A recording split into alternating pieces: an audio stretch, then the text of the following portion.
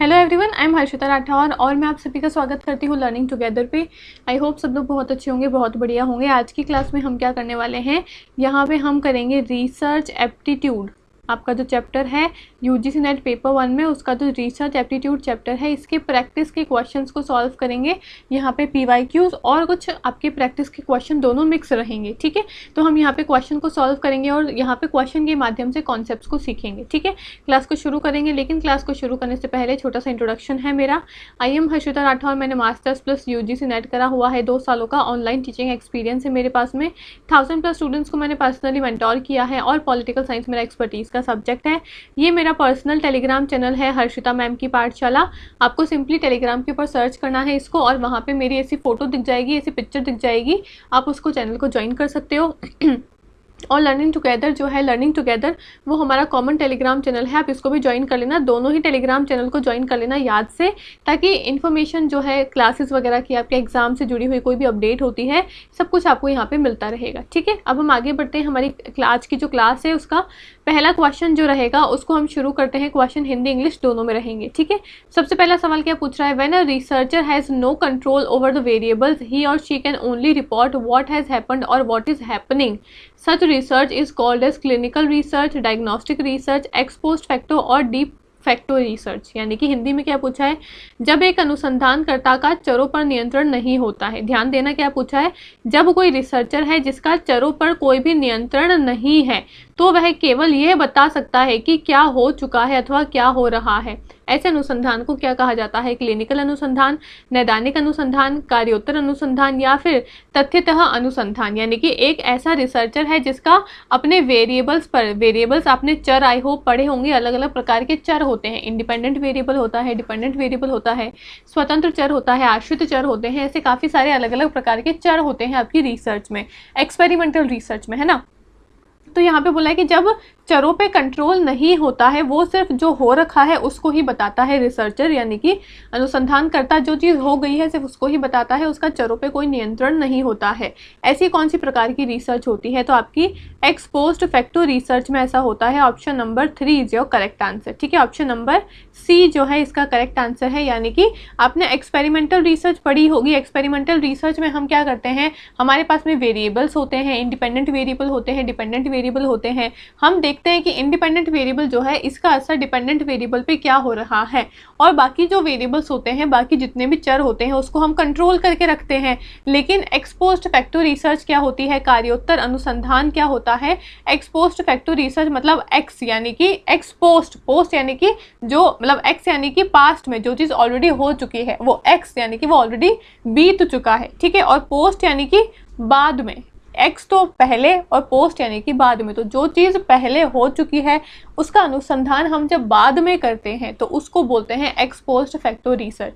जो चीज़ ऑलरेडी हो चुकी है उसके चरों में या फिर उसमें हम कोई भी कंट्रोल नहीं कर सकते हैं, जो हो चुका है उसको हमको एज इट इज़ सिर्फ बताना होता है। यानी कि जो है ना, उस पर हमारा कोई नियंत्रण नहीं होता है, वह केवल यह बता सकता है कि क्या हो चुका है अथवा क्या हो रहा है। जो हो चुका है सिर्फ हम उसको ही बता सकते हैं, बाकी चरों पर हमारा कोई नियंत्रण नहीं होता है। ऐसी रिसर्च, ऐसे अनुसंधान को बोलते हैं हम ex post facto research. Option number C is your correct answer, ठीक है।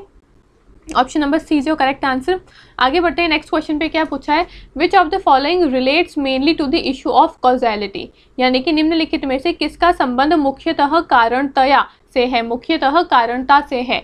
Measurement validity, construct validity, internal validity या फिर एक्सटर्नल वैलिडिटी। माप वैधता, रचना वैधता, आंतरिक वैधता या फिर बाहरी वैधता। तो सही आंसर क्या हो जाएगा इसका, अगर आपने यहाँ पे वैलिडिटी का कॉन्सेप्ट बहुत ही सही ढंग से पढ़ा हुआ है, आपकी रिसर्च में कैरेक्टरिस्टिक्स है यानी कि विशेषताएं बताई हुई है कि रिसर्च की क्या विशेषताएं होती है, उसमें 12 कैरेक्टरिस्टिक्स दे रखी है, जिसमें से 2 सबसे ज़्यादा इंपॉर्टेंट है। एक तो होती है आपकी वैधता, आपकी वैलिडिटी, एक होती है आपकी रिलायबिलिटी। इसके काफ़ी अलग अलग प्रकार भी होते हैं, यानी कि काफ़ी अलग अलग टाइप्स भी होते हैं, और यहाँ से ही आपको काफ़ी सारे क्वेश्चन एग्जाम में देखने को मिलते हैं, ठीक है। वैलिडिटी जो होता है इसके 6 प्रकार होते हैं। अब आपको यहाँ पे इन प्रकारों में से सवाल पूछा गया है कि निम्नलिखित में से किसका संबंध मुख्यतः कारणता से होता है। यानी कि वैलिडिटी ऐसी कौन सी है जिसका संबंध कॉजेलिटी से होता है, measurement validity, construct validity, internal validity या फिर एक्सटर्नल वैलिडिटी। तो करेक्ट आंसर हो जाएगा ऑप्शन नंबर सी, आंतरिक वैधता इसका करेक्ट आंसर है। आंतरिक वैधता क्या होता है, इंटरनल वैलिडिटी क्या होता है और एक्सटर्नल वैलिडिटी को हम क्या बोलते हैं, जनरलाइजेबिलिटी, यानी कि बाहरी वैधता को हम यहाँ पे जनरलाइजेबिलिटी के नाम से भी जानते हैं। तो आपसे दोनों ही टर्म पूछ सकते हैं, जनरलाइजेबिलिटी भी दे सकते हैं और बाहरी वैधता भी दे सकते हैं, तो कंफ्यूज नहीं होना है। अब यहाँ पे समझते हैं कि आंतरिक और बाहरी वैधता का मतलब क्या होता है। हम यहाँ पे PYQs को इसलिए सॉल्व करें ताकि क्वेश्चन को सॉल्व करें, क्वेश्चन के माध्यम से ऑप्शंस को देखें, कैसे सवाल आपसे पूछे जाते हैं, और फिर उसके माध्यम से हम यहाँ पे कॉन्सेप्ट को क्लियर करेंगे। ठीक है, तो आंतरिक वैधता और बाहरी वैधता होता क्या है, पहले इसको समझते हैं। इंटरनल वैलिडिटी क्या होता है, इंटरनल वैलिडिटी का मतलब होता है आपकी रिसर्च में जो दो वेरिएबल्स है, ठीक है, उस दोनों वेरिएबल्स जो हैं उनके बीच में मतलब वो कैसे संबंधित है, दोनों वेरिएबल्स एक दूसरे से किस प्रकार से जुड़े हुए हैं। फॉर एग्जांपल अगर मैं बात करती हूँ यहाँ पे कि आपका जो कॉम्प्लेन आता है, ठीक है, आपका जो कॉम्प्लेन है इसका क्या संबंध है किसी बच्चे की हाइट की ग्रोथ से, है ना भाई, कॉम्प्लेन का हाइट की ग्रोथ से कोई संबंध है या फिर नहीं है।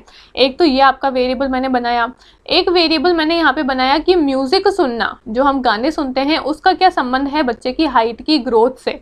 तो आप यहाँ पे देख पाओगे कि मैडम म्यूजिक का और हाइट की ग्रोथ का तो यहाँ पे कोई संबंध नहीं बन रहा है, इन दो चरों के बीच में तो कोई संबंध नहीं है, लेकिन कॉम्प्लेन का और हाइट की ग्रोथ का यहाँ पे संबंध बन सकता है, यानी कि इन दो चरों के बीच में कोई ना कोई संबंध हम बना सकते हैं। यही होता है आपका आंतरिक वैधता यानी कि इंटरनल वैलिडिटी, जो कि ये कहती है कि दो चरों के बीच में कोई संबंध बन रहा है या फिर नहीं बन रहा है, कैसा संबंध है, पॉजिटिव है, नेगेटिव है, ये काफ़ी सारी चीज़ें आपकी इसके अंदर होती है। ठीक है, ये आपकी इंटरनल वैलिडिटी होती है। अब एक्सटर्नल वैलिडिटी को हम जनरलाइजेबिलिटी के नाम से भी जानते हैं, बाहरी वैधता को हम जनरलाइजेबिलिटी के नाम से भी जानते हैं। अब ये बाहरी वैधता या फिर जनरलाइजेबिलिटी क्या होती है, हम जब भी हमारी रिसर्च करते हैं तो हम पूरी पॉपुलेशन के ऊपर तो रिसर्च नहीं कर सकते हैं। मेरे को अगर स्कूल में पढ़ने वाले बच्चों का है ना जो मेंटल स्ट्रेस है वो कैसा है या फिर वो कितना है, उसके ऊपर मेरे को रिसर्च करनी है। तो पूरी इंडिया में कितने सारे स्कूल हैं, कितने सारे बच्चे हैं, सबके ऊपर तो मैं यहाँ पे रिसर्च नहीं कर सकती हूँ।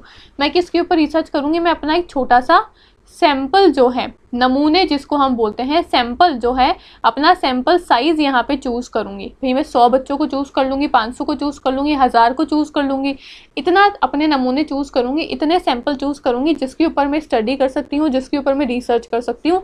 और फिर मैं ये देखूँगी कि ये जो मेरे 500 बच्चे हैं जिसके ऊपर मैंने अपना अनुसंधान, अपना रिसर्च करी है, इन 500 बच्चों के ऊपर जो रिजल्ट निकल रहा है उसको मैं फिर यहाँ पर जो मेरी बची हुई जो पूरी पॉपुलेशन है उसके ऊपर भी मैं वही रिजल्ट लगा सकती हूँ या फिर नहीं लगा सकती हूँ।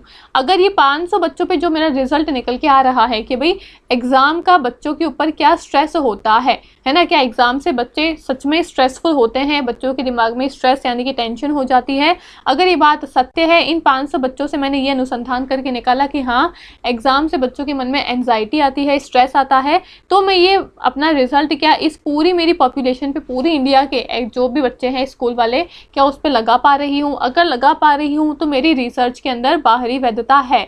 अगर नहीं लगा पा रही हूँ, ये 500 बच्चे यानी कि जो मैंने अपने नमूने चूज़ करे हैं इसके ऊपर जो मैं रिसर्च कर रही हूँ, इसका रिजल्ट मैं जब पूरी पॉपुलेशन पे अगर नहीं लगा पा रही हूँ कि 500 बच्चों पे तो ऐसा हो गया पर पता नहीं है पूरी पॉपुलेशन पे भी ऐसा होगा या फिर नहीं होगा, अगर मैं इसका रिजल्ट, मेरा जो सैंपल का नमूने का जो रिजल्ट निकल रहा है वो जब मैं पूरी पॉपुलेशन के ऊपर नहीं लगा पा रही हूँ, इसका मतलब मेरी रिसर्च के अंदर बाहरी वैधता नहीं है, एक्सटर्नल वैलिडिटी नहीं है। ये होता है आपका इंटरनल आंतरिक वैधता और आपकी बाहरी वैधता एक्सटर्नल वैलिडिटी, जिसको हम जनरलाइजेबिलिटी के नाम से भी जानते हैं। ठीक है, यहाँ पे क्या पूछा था कि कारणता का, कॉजैलिटी का संबंध किसके साथ में होता है, इंटरनल वैलिडिटी यानी कि आंतरिक वैधता के साथ में होता है। Option number C is your correct answer. ठीक है, आगे बढ़ते हैं अगले सवाल पे। नेक्स्ट क्वेश्चन क्या पूछा है, researcher sometime use the common abbreviation in their report, the abbreviation is CF। ठीक है, आपने ऐसे काफ़ी सारे शॉर्ट फॉर्म के क्वेश्चन आजकल हमसे पूछते हैं एग्जाम में। रिसर्च में यहाँ पे बोला है कि कभी कभी शोधकर्ता अपनी रिपोर्ट में सामान्य संक्षेपकारों का प्रयोग करते हैं और वो संक्षेपकार है CF। तो ये CF वर्ड का मतलब क्या है, हम काफ़ी बार रिसर्च में कुछ कुछ शॉर्ट फॉर्म का भी यूज़ करते हैं। तो काफ़ी सारी शॉर्ट फॉर्म है आपकी रिसर्च में, आपको जितनी भी शॉर्ट फॉर्म मिलती है, आपकी प्रीवियस ईयर के पेपर्स को एनालाइज करो, जितनी भी शॉर्ट फॉर्म आपको एग्जाम में पूछी गई है वो सारी शॉर्ट फॉर्म की फुल फॉर्म क्या होती है वो आपको पता होना चाहिए। यहाँ पे बोला है कि जो आपका शोध करता है, जो आपका रिसर्चर है, वो कभी कभी अपनी रिसर्च के अंदर CF ये शॉर्ट फॉर्म का इस्तेमाल करता है। तो इस शॉर्ट फॉर्म का मतलब क्या है, कॉपीड फ्रॉम यानी कि ये प्रतिलिपित है, ये हमने कहीं से प्रतिलिपित किया है, उसकी शॉर्ट फॉर्म लगाते हैं CF। या फिर चैप्टर फ्रॉम, ये अध्याय है, अध्याय को हम CF के नाम से जानते हैं। साइटेड फ्रीक्वेंटली, प्रायः है ना, उद्धृत को हम है ना शॉर्ट फॉर्म के नाम से जानते हैं CF। या फिर कंपेयर यानी कि तुलना करना को हम CF जैसी शॉर्ट फॉर्म के नाम से जानते हैं। तो ऑप्शन नंबर डी इसका करेक्ट आंसर हो जाएगा। हमको जब कंपैरिजन करना होता है, जब हमको कोई भी कंपेयर करके बताना होता है, तुलना करनी होती है, तो हम CF जैसी शॉर्ट फॉर्म का इस्तेमाल करते हैं रिसर्च के अंदर। ऐसी काफ़ी सारी और भी शॉर्ट फॉर्म्स हैं, आपको अगर चाहिए वो शॉर्ट फॉर्म, उसके ऊपर एक क्लास चाहिए तो मैं एक क्लास लेकर आ जाऊँगी, मुझे कॉमेंट करके बताना। अगर आपको क्लास नहीं चाहिए, सिर्फ उसके शॉर्ट नोट्स चाहिए, तो जो मेरा टेलीग्राम चैनल था हर्षिता मैम की पाठशाला, उसको ज्वाइन कर लेना, मुझे वहाँ पे मैसेज कर देना। मैं वहाँ पे एक पूरी टेबल जो है आपके साथ में शेयर कर दूंगी कि कौन कौन सी शॉर्ट फॉर्म है, उसके क्या क्या आपको जो फुल फॉर्म्स है वो लर्न करनी है। ठीक है, इसका आंसर क्या हो जाएगा? तुलना करना। ऑप्शन नंबर डी इसका करेक्ट आंसर है। आगे बढ़ते हैं। अगला सवाल पूछा है, कथन वाले सवाल पूछे हैं आपसे। पहला कथन बोला है कि non parametric test are not easy to use and are rather slow, that is they required laborious computation. और दूसरा कथन बोला है, non parametric test does not suppose any particular distribution and the consequential assumptions. यानी कि यहाँ पे हिंदी में क्या पूछा है, गैर प्रचलित परीक्षण का प्रयोग सरल नहीं होता है और अपेक्षाकृत धीमी प्रक्रिया होती है, अर्थात उनकी परिगणना में अधिक श्रम की आवश्यकता होती है। और दूसरा कथन बोला है कि गैर प्रचलित परीक्षणों में किसी विशिष्ट वितरण और अनुवर्तित पूर्वानुमान की अपेक्षा नहीं की जा सकती है। उपयुक्त कथनों के आलोक में निम्नलिखित विकल्पों को कौन सा सही है वो चुन के आपको बताना है। अब यहाँ पे आपने पैरामेट्रिक टेस्ट और नॉन पैरामेट्रिक टेस्ट इन दोनों के बारे में आई होप आपने पढ़ लिया होगा अभी तक तो। ठीक है, नहीं पढ़ा है तो पढ़ लेना। आजकल रिसर्च के अंदर ऐसे जो क्वेश्चन है वो काफ़ी ज़्यादा पूछने लगे हैं आपसे। स्टैटिस्टिक्स के जो क्वेश्चन है वो काफ़ी ज़्यादा पूछ रहे हैं। पैरामेट्रिक टेस्ट क्या होता है और नॉन पैरामेट्रिक टेस्ट क्या होते हैं? आप जब रिसर्च करते हो तो रिसर्च में जब आप अपना पूरा अनुसंधान कर लोगे तो आपको काफ़ी अलग अलग प्रकार के टेस्ट लगाने होते हैं अपनी रिसर्च को चेक करने के लिए। उसमें दो प्रकार के टेस्ट होते हैं, एक होता है पैरामेट्रिक यानी कि एक होता है आपका प्राचलिक परीक्षण, एक होता है आपका नॉन पैरामेट्रिक यानी कि गैर प्राचलिक परीक्षण। ठीक है, अब ये जो पैरामेट्रिक टेस्ट है इसके अंदर आपको अपनी जो पॉपुलेशन यानी कि आपकी जो जनसंख्या है जिसके ऊपर आप रिसर्च करने वाले हो, है ना, वो पॉपुलेशन की सारी जानकारी होती है। पॉपुलेशन कैसी है, पॉपुलेशन आदमी है, औरत है, छोटे बच्चे हैं, बड़े बच्चे हैं, उम्र क्या है उनकी, सारी जानकारी आपको पॉपुलेशन की होती है। उसको बोलते हैं हम प्राचलिक परीक्षण यानी कि पैरामेट्रिक टेस्ट, जहाँ पे हमको हमारी जनसंख्या, हमारी पॉपुलेशन जिसके ऊपर हम रिसर्च करने वाले हैं उसकी जब कोई भी जानकारी नहीं होती है, जब हमको पॉपुलेशन की कोई भी जानकारी नहीं होती है, उसको बोलते हैं नॉन पैरामेट्रिक या फिर गैर प्राचलिक परीक्षण। अब दोनों परीक्षण समझ में आ गए कि अंतर क्या होता है इन दोनों में। अब यहाँ पे देखो, जब हमको हमारी पॉपुलेशन के बारे में सारी जानकारी है कि मेरी पॉपुलेशन कैसी है, आदमी है, औरत है, लड़का है, छोटा है, बड़ा है, मतलब जो भी पॉपुलेशन है उसकी सारी जानकारी है जब हमारे पास में, तो हमको कुछ स्पेसिफिक चीज़ें करनी होगी। लेकिन जब हमको कुछ पता ही नहीं है पॉपुलेशन कैसी है, क्या है, कौन है, तो फिर हमारा मन करेगा हम वो कुछ भी कर सकते हैं, हमको पता ही नहीं है सही होगा गलत होगा, क्या है क्या नहीं है ना। अब समझ में आई बात। अब यहाँ पे दोनों कथन क्या बोले इसको समझते हैं। यहाँ पे बोला है कि आपसे जो गैर प्राचलिक टेस्ट है उससे जुड़े हुए दो कथन दिए हुए हैं, बताना है कि सही कौन सा है गलत कौन सा है। पहला कथन बोला है, non parametric test are not easy to use and are rather slow. मैंने बोला कि नॉन पैरामेट्रिक टेस्ट गैर प्राचलिक परीक्षण जो है उसका उपयोग सरल नहीं होता है। भैया ये गलत है। क्यों गलत है? अभी मैंने बताया नॉन पैरामेट्रिक टेस्ट जो है, गैर प्राचलिक परीक्षण जो है, उसमें हमको हमारी जनसंख्या के बारे में पता ही नहीं है, हमको हमारी पॉपुलेशन के बारे में कुछ पता ही नहीं है, तो हम यहाँ पे कुछ भी लगा सकते हैं। ठीक है, कुछ भी लगा सकते हैं ना कि भाई हमको अगर पता होता कि ये पॉपुलेशन है तो ये टेस्ट लगाना है, पर जब पता ही नहीं है कौन सी क्या पॉपुलेशन है तो कोई भी टेस्ट लगाओ, तो ये तो सरल बात हो गई, हमारे लिए ज़्यादा दिमाग ही नहीं पचाना पड़ेगा। तो ये तो सरल होते हैं ना, पर यहाँ पे बोला है कि ये तो सरल नहीं होते हैं, ये कथन आपका हो जाएगा गलत। ठीक है, दूसरा कथन क्या बोला है? दूसरा कथन आपसे यहाँ पे पूछा है कि non parametric test does not suppose any particular distribution and consequential assumptions, यानी कि नॉन पैरामेट्रिक टेस्ट में कोई भी है ना डिस्ट्रीब्यूशन यहाँ पे नहीं होता है। यहाँ पे क्या बोला है? गैर प्राचलिक परीक्षण में किसी विशिष्ट वितरण और अनुवर्तित पूर्वानुमान की अपेक्षा नहीं की जा सकती है। बिल्कुल सही बात है भाई, यहाँ पे नहीं की जा सकती है, तो ये कथन आपका सही हो जाएगा। यानी कि पहला कथन जो है वो आपका यहाँ पे क्या हो जाएगा? गलत हो जाएगा। यहाँ पे option number D I think दिया हुआ नहीं है।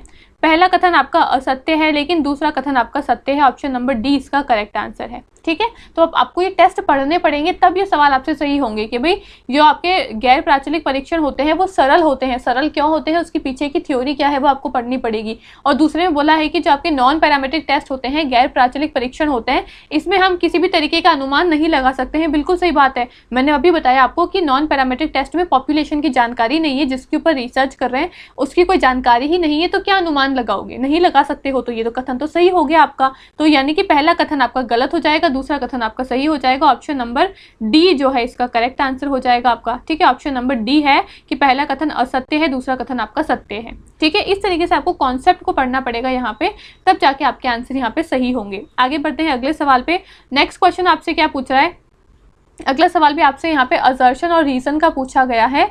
Given below are two statement, दो कथन दिए हुए हैं, असर्शन और रीजन बताना है कौन सा सही है कौन सा गलत है। पहला बोला है कि research article publish in peer reviewed journal are taken more seriously by expert, और दूसरा बोला है peer reviewed journal do not subject the research paper to rigorous scrutiny because they have high impact factor. Hindi में क्या बोला है, समकक्षी peer जो आपकी पी है ना, समकक्ष है ना, समीक्षित जर्नल में प्रकाशित शोध आलेखों को विशेषज्ञ गंभीरता से लेते हैं।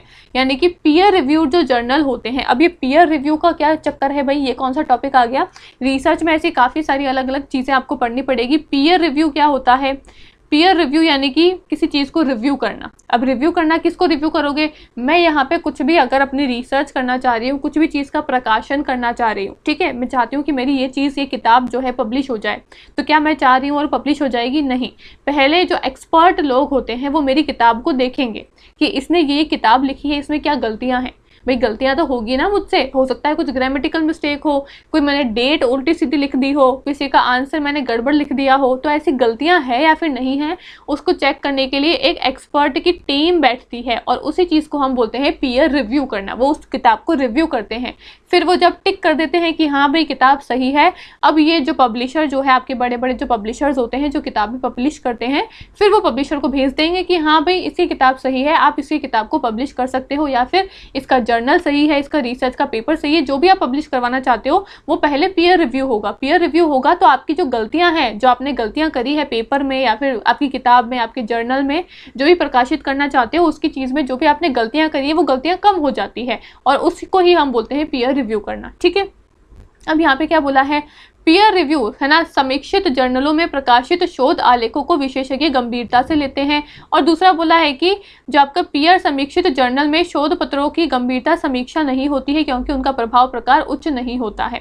तो अब जिसकी मैंने बताया भाई आप पीयर रिव्यू करके जब उसको छपाओगे तो यहाँ पे क्या होगा, पीयर रिव्यू करने से तो यहाँ पे क्या होगा, आपकी गलतियाँ कम हो जाएगी। गलतियाँ कम होगी तो यानी कि जो आप पब्लिश करवाना चाहते हो वो और अच्छा, उसका प्रभाव अच्छा पड़ेगा, तो वो चीज़ तो अच्छी होगी ना, उसका प्रभाव जो है वो अच्छा पड़ेगा। लेकिन यहाँ पे क्या बोला है, उसका गंभीर प्रभाव नहीं होता है, ये कथन तो आपका गलत हो जाएगा। और पहला बोला है कि पीयर रिव्यूड जो जर्नल होते हैं उसको प्रकाशित जो शोध आलेख हैं वो गंभीरता से लेते हैं, बिल्कुल सही कथन है भाई। Research article published in peer reviewed journals are taken more seriously, ऐसे जर्नल जिसका हमने ऑलरेडी पीयर रिव्यू करवा रखा है, ऐसी जर्नल्स को काफ़ी ज़्यादा सीरियसली लिया जाता है कि भाई हाँ इसका पीयर रिव्यू हो चुका है, यानी कि इसके जर्नल को, इसके पेपर को ऑलरेडी एक्सपर्ट लोगों ने चेक कर लिया है, तो वो आपके पेपर को ज़्यादा सीरियस लेंगे क्योंकि उनको पता है कि एक्सपर्ट ने इसको चेक कर लिया है और एक्सपर्ट ने इस पर रजामंदी दे दी है, आप इसको यहाँ पे पब्लिश करवा सकते हो, तो आपके पेपर को वो ज़्यादा सीरियसली लेते हैं। तो पहला कथन तो सही है पर दूसरा कथन यहाँ पे गलत हो जाएगा, तो ऑप्शन नंबर सी इसका करेक्ट आंसर है कि कथन सत्य है पहला और दूसरा कथन जो है वो आपका असत्य है। ऑप्शन नंबर सी इसका करेक्ट आंसर है। ठीक है, ऑप्शन नंबर सी जो है इसका करेक्ट आंसर है। आगे बढ़ते हैं, अगले सवाल पे क्या पूछा है, if you wanted to understand the theoretical reason that led the researcher to conduct a project you would read which section of the research article.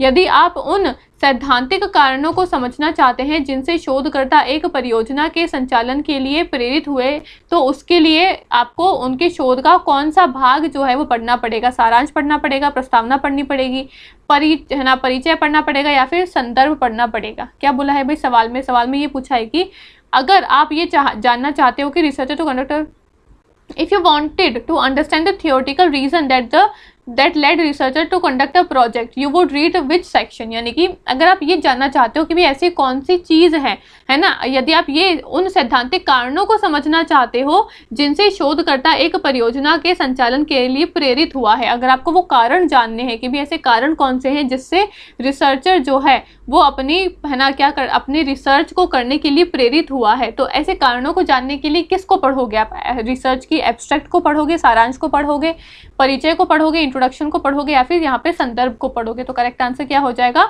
हम इंट्रोडक्शन को पढ़ेंगे। Option number B is your correct answer. Introduction में researcher सारी बातें बता देगा, भाई मैं रिसर्च क्यों कर रहा हूँ, मैंने यहाँ से इंस्पिरेशन ली है, मैं यहाँ से प्रभावित हुआ हूँ, यहाँ से प्रेरित हुआ हूँ, ये सारी बातें वो इंट्रोडक्शन में बता देगा। और फिर अपना जो भी आगे का जो भी वो रिसर्च का काम करेगा वो फिर वो बाद में आगे के सेक्शंस में डिस्क्राइब कर देगा। ठीक है, तो इंट्रोडक्शन में आपको सारी चीज़ें जो है वो इंट्रोडक्शन में यानी कि प्रस्तावना में ही देखने को मिल जाती है। Option number B is your correct answer. ठीक है, option number B is your correct answer. आगे बढ़ते हैं अगले सवाल पे।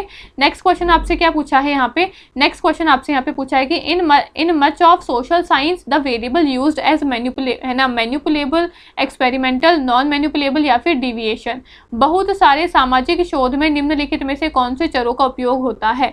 आपके जितने भी सोशल साइंसेस रिसर्च होती है उसमें वेरिएबल्स कैसे उपयोग में होते हैं? छलन योजन योग्य होते हैं, प्रयोगात्मक होते हैं, गैर छलन योज्य योगन होते हैं, या फिर विचलनात्मक होते हैं? तो ऑप्शन नंबर सी जो है नॉन मैनिपुलेबल होते हैं। ऑप्शन नंबर सी इसका करेक्ट आंसर है। जो भी आपकी सामाजिक शोध होती है, सोशल साइंस की रिसर्च होती है, उसमें हम हमारे जो चर हैं उसमें मैनिपुलेशन नहीं कर सकते हैं। मैनिपुलेशन यानी कि चेंजेस करना, बदलाव करना। आपकी एक्सपेरिमेंटल रिसर्च जो है उसके अंदर हम हमारे वेरिएबल्स को बदल सकते हैं। इंडिपेंडेंट वेरिएबल, डिपेंडेंट वेरिएबल में हम थोड़ा सा कम ज़्यादा कर सकते हैं, उसके अंदर चेंजेस ला सकते हैं। लेकिन सामाजिक शोध जो होती है, सोशल साइंस की रिसर्चेस जो होती है, इसमें हम कोई भी बदलाव नहीं कर सकते हैं, यानी कि हमारे चरों में कोई भी मैनिपुलेशन, चेंजेस, बदलाव नहीं ला सकते हैं। तो इसलिए यहाँ पे ये बोला है कि सोशल साइंसेस की रिसर्च जो होती है इसमें वेरिएबल्स का कैसे उपयोग होता है? इसमें वेरिएबल्स का गैर छलन योजन योग्य उपयोग होता है, यानी कि यहाँ पे नॉन मैनिपुलेबल वेरिएबल्स होते हैं। वेरिएबल्स का मैनिपुलेशन यानी कि बदलाव, चेंजेस उसमें नहीं कर सकते हैं। Option number